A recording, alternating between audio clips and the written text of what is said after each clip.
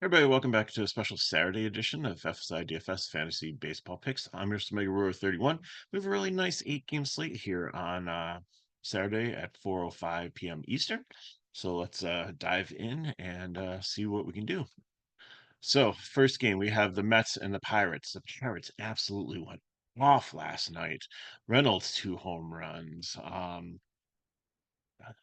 It was just crazy. I think they put up like 14 on the Mets. So bullpen's definitely got to be stretched out there. So Peterson, I don't love the matchup here, but he's gonna probably have to go pretty deep.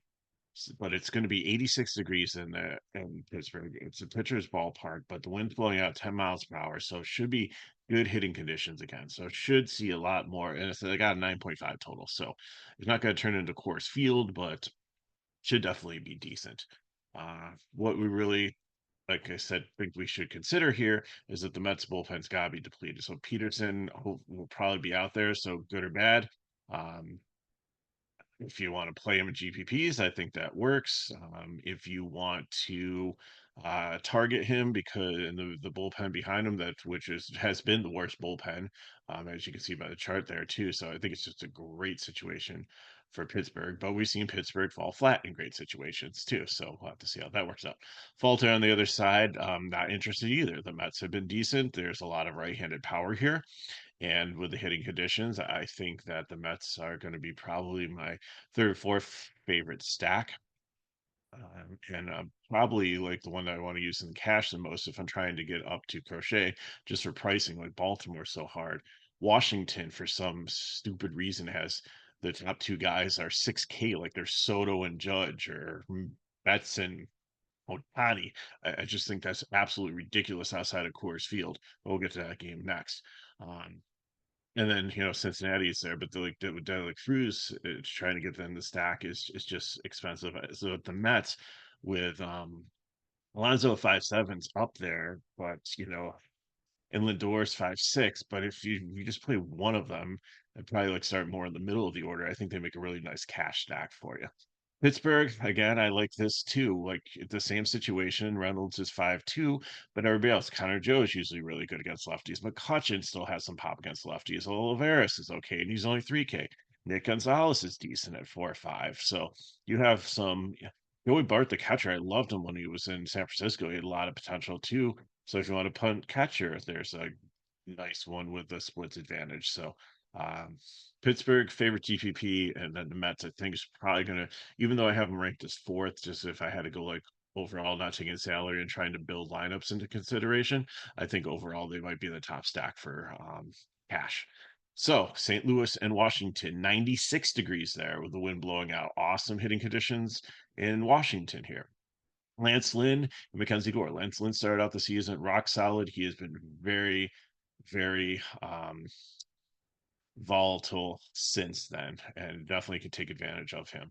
Mackenzie Gore has been solid all season. I don't know if the Cardinals are getting a little bit better here, but they're starting to creep up with some strikeouts again with the lineup in the last 14 days. So I think he's definitely a play. I think there's some strikeouts there. I like Crochet Bradley or Green probably better if I'm paying up. But I think at GPPs you can consider him here. But the park factor and the hitting factor is not, or the weather factor is not going to help pitchers at all today. So St. Louis bats, I think probably my fifth favorite stack here, just with the weather, with the righties. So Win like him, Burleson lefty on lefty at 5 wood. Contreras had a home run last night. Goldschmidt and Arenado are a little bit dusty, but still have some pop every so often. Carlson's usually pretty cheap. Sometimes he moves up when against a lefty as a switch hitter. So you have definitely some decent options here for St. Louis. And then Washington, Abrams 6.3, Lane Thomas 6.1. Like, what is going on with this pricing? They're on Coors Field.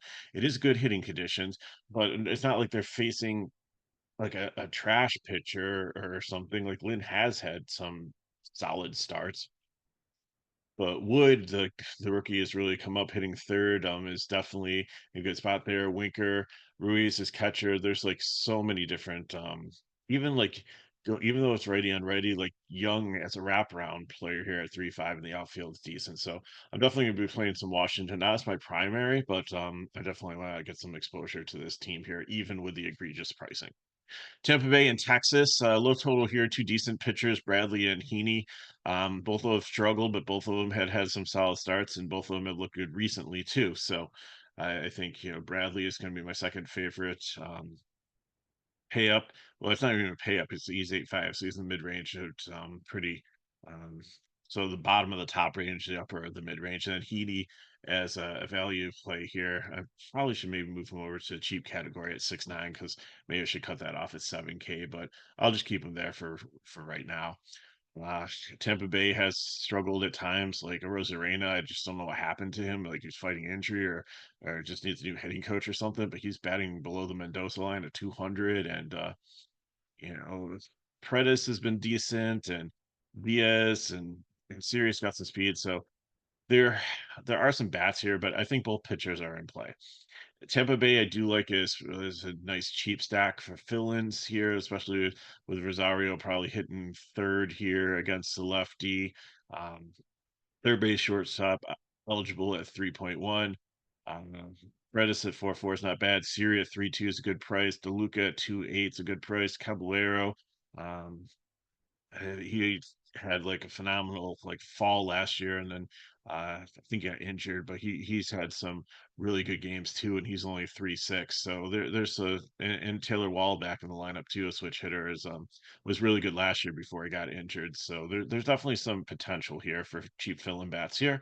And then Texas, like they just been sluggish and slow recently, but like with Semien Seager, if Josh Smith is back in with the hamstring, um, Garcia, Lau, like they all have really good potential here. This is a solid top five, but they're falling into the category of Atlanta where they don't always show up, or San Diego or Toronto where it's you look at it on paper and you're in awe, but then you look at the box score at the end of the day and sometimes they completely go off, but it seems like there's times too where it's just a dud. So I don't know how it's gonna play out today. So I'm gonna keep Texas in the GPP stack. Baltimore and the Athletics, Cade Povich and Luis Medina. Not touching Medina. Povich is very interesting here. Oakland has one of the highest strikeout rates, and Povich has come up and filled in for some of the injuries and been solid. It's in a pitching park. I know it's 83 degrees, wind blowing out a little bit, but usually doesn't make any difference. So this park is just huge. A lot of fall territory for if you hit a foul ball, like to be able to catch it and make it out where other places it's going to be in the netting or in the stands. So I really like Povich here. I think he makes a great SC2 or a good starting pitcher for you potentially in for like you know GPPs. So I really think that I'm probably going to have a decent exposure to him. But like on FanDuel, I love to have him as my SP1 with the Baltimore stack, but because pricing wise, but just then you can't play a full stack of a team with it. So I have to figure out what I'm going to do there. Baltimore, of course, love this stack, but Gunnar Henderson is the second in the league in home runs, I believe. He is just having an amazing season. Rushman, O'Hearn, Santander, uh, Kurtzstad, those five are fine. Mullins and Hauser against a righty are always decent too. Urias has gotten on base and has a little bit of speed there if you want to do a wraparound and do like a really cheap Baltimore piece at 2-2. So it definitely makes sense to try to get them in. But again, it's so hard, like with the pricing of Henderson at 6.6 and Rushman at 5.4, to if you take like one of the two of them in your lineup, or if you just start like 3, 4, 5, like maybe 7 or 8 and play Cowser and Mullins, you can definitely get them in with Crochet. But it's kind of hard on DK to get them in with going the full stack with the big bats and getting Crochet. You really have to on SP2 and the rest of your lineups like below 3K, I think. So might maybe there are some cheap pieces if you want to do it that way. I prefer to stack more, so it is doable, but I don't think it's the probably the best way to go. The Athletics, if you want to take some shots, I think it'd just be a contrarian lineup here against them. Like Andrew R has some power against some lefties, definitely Rooker, Langolier.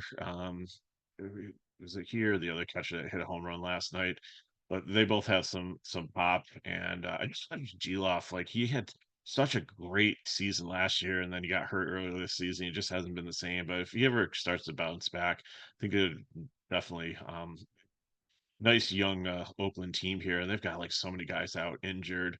Uh, if those bats ever come back together, I don't think they're going to be like Baltimore, but they could be like a solid team that might be fun for DFS going forward if they can get those pieces back together.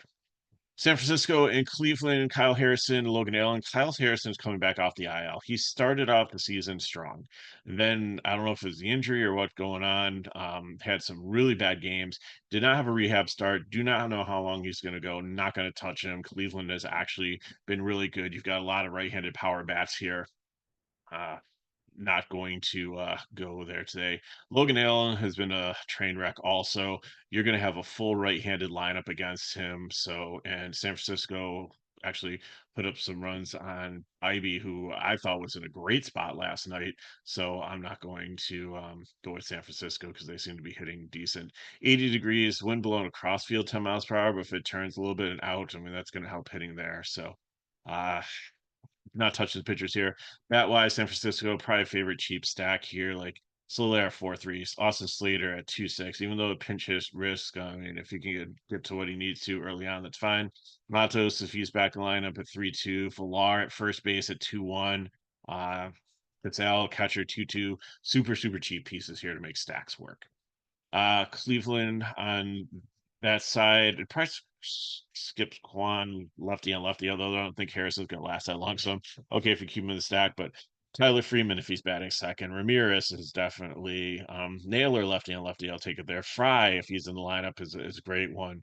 Noel's been hitting well, so lots of good options there. Toronto and Seattle, Yariel Rodriguez against Emerson Hancock. Not touching Hancock here. Um, just been really rough recently, and he's kind of a reverse switch guy. And Toronto's going to throw you a ton of righties, and they have some decent righty power, so not going there. And Seattle just strikes out so much that even though Rodriguez, when he came back off the IL, had some bad games, last couple have been good. The strikeouts are there, so I think it's a decent matchup. So if you're looking for something in the cheap range, I think that's where you need to go for your SP2. Toronto bats, I'm definitely going to play some of them against Hancock. Again, you can stick to the righties. Don't worry about them. Um, the split there because he's been worse against righties than lefties. And then Seattle, I think definitely they're cheap besides Julio Rodriguez. So if you want to throw them against Rodriguez, that's fine. Crawford leading off at 4-2. I saw that maybe Blanco would be hitting second today, and like he's at 3-2, so that's another cheap piece there. Yeah, Raleigh the catcher is reusable. Luke Raley the outfielder. You can make a decent stack out of them too. White Sox and Marlins, Crochet and Trinos. I think both pitchers are in play here. Both teams are not good. They have the Marlins only have a 3.17 total, and the White Sox total is less than 4 is 3.83. Both pitchers are definitely in play here. I like them quite a bit against two weak teams, and then both teams I think are just leverage plays against the pitchers that should be pretty popular. That's all I'm gonna really say about that game. Final game we have is Cincinnati, 85 degrees, wind blowing out 10 miles per hour, so great hitting environment here. I saw Manning. If Manning was here, I'd consider him because he's cheap and can get some strikeouts. Faedo, I don't know if I really want to play against the Reds. I also saw maybe Flaherty. So Major League Baseball doesn't have them. Other sites have a bunch of different options for who the Detroit pitcher is going to be. I don't like any of them. I do like the Red Bats at the top. The second to Baltimore is in stacks today.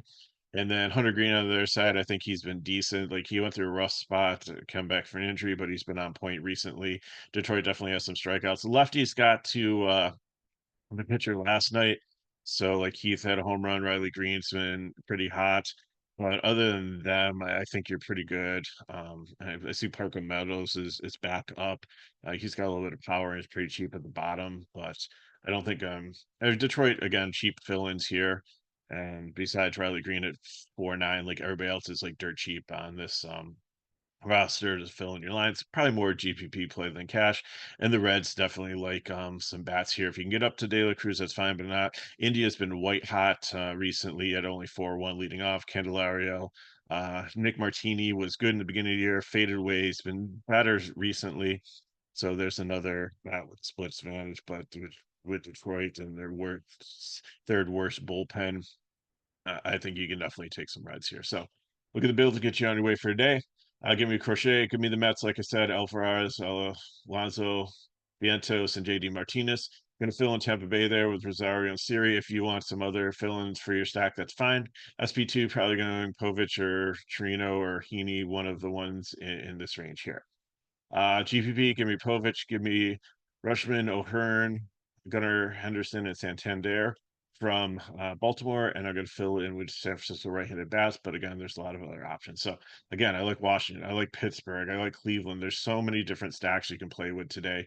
I think it's going to be a great slate, really fun to play. So hopefully this helps you. But if you have a question, chat below. Hit me up at MegaRower31 on Twitter, X, whatever you call it nowadays. And if for more information on FSi DFS, you can get in for the whole weekend. You can get soccer, you can get baseball, NASCAR, everything. It's just $6 a day. It's really cheap for a VIP package. Go to the description of the video.